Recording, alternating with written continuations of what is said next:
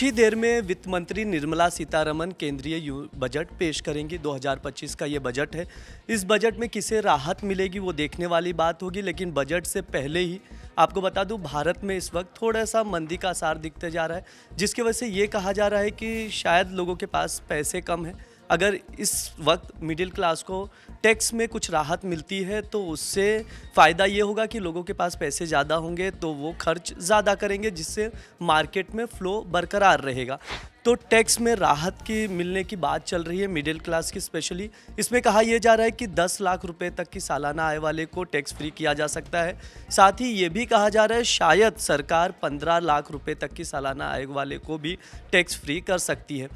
Tax system की बात कर लेते हैं। 2 टैक्स रिजीम है, एक ओल्ड टैक्स रिजीम है, एक न्यू टैक्स रिजीम है। सबसे पहले मैं ओल्ड टैक्स रिजीम का बता देता हूं। जो स्लैब रेट है उसमें भी चेंजेस की बात की जा रही है कि शायद सरकार जो टैक्स स्लैब है उसमें चेंजेस ला सकती है इस बजट में। तो मैं स्लैब रेट बता देता हूं। जो इनकम टैक्स स्लैब्स हैं ओल्ड टैक्स रिजीम का, वो है 2.5 लाख रुपीज़ तक पर कोई भी टैक्स नहीं है। इसके अलावा 2.5 से 5 लाख रुपए तक पर 5% का टैक्स लगता है। 5 लाख से 10 लाख रुपए तक पर 20% का, और 10 लाख रुपए से ज़्यादा पर 30% का टैक्स लगता है। ये ओल्ड टैक्स रिजीम है। न्यू टैक्स रिजीम का भी मैं बता देता हूँ आपको। 3 लाख रुपए तक पर कोई भी टैक्स नहीं है। इसके अलावा 3 से 7 लाख रुपए पर 5%, 7 से 10 लाख रुपए पर 10%, और 10 से 12 लाख रुपए पर 15%, 12 से 15 लाख रुपए पर 20%, और 15 लाख से ज़्यादा पर 30% का टैक्स लगता है। ये स्लैब रेट है। अब समझना ये पड़ेगा कि ओल्ड रिजीम और न्यू रिजीम, हम बार बार सुनते हैं ये ओल्ड रिजीम है, ये न्यू रिजीम है। ये ओल्ड रिजीम और न्यू रिजीम में बेसिक डिफरेंस है क्या? इसमें अगर हम बात करें, सबसे पहले ओल्ड रिजीम की बात करते हैं, तो ओल्ड रिजीम में बेसिक एग्जेम्पशन लिमिट है 2.5 लाख रुपए। यानी अगर 2.5 लाख रुपए तक आप कमाते हैं तो कोई टैक्स नहीं लगेगा।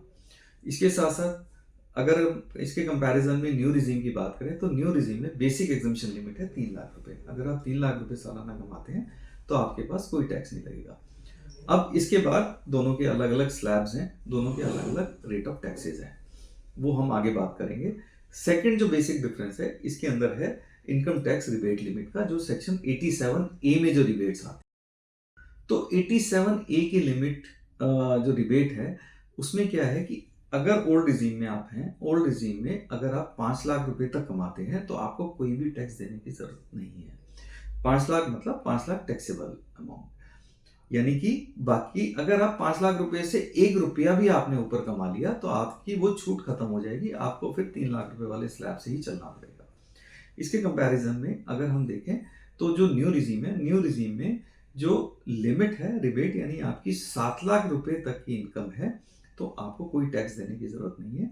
वैसे स्लैब 3 लाख रुपए से स्टार्ट होता है, लेकिन अगर इनकम आपकी 7 लाख रुपए तक है तो कोई टैक्स नहीं देना, क्योंकि आपको 87A की रिबेट मिल जाती है। कहा यह भी जा रहा है कि शायद सरकार जो न्यू टैक्स रिजीम है इसमें स्लैब्स रेट में चेंजेस कर सकती है और एक नया स्लैब रेट ऐड कर सकती है, क्योंकि सरकार भी चाह रही है कि लोग न्यू टैक्स रिजीम की ओर ज़्यादा आकर्षित हों। तो आशंका ये भी है कि शायद सरकार इस बजट में ओल्ड टैक्स रिजीम को ख़त्म भी कर दे, या अगर ख़त्म नहीं भी करती है तो उसमें कुछ चेंजेस नहीं करेगी। अगर करेगी भी तो न्यू टैक्स स्लैब रेट में ही चेंजेस आएंगे। जो भी अपडेट आएगा हम आप तक लेकर आएंगे। देखते रहिए दैनिक जागरण। शुक्रिया।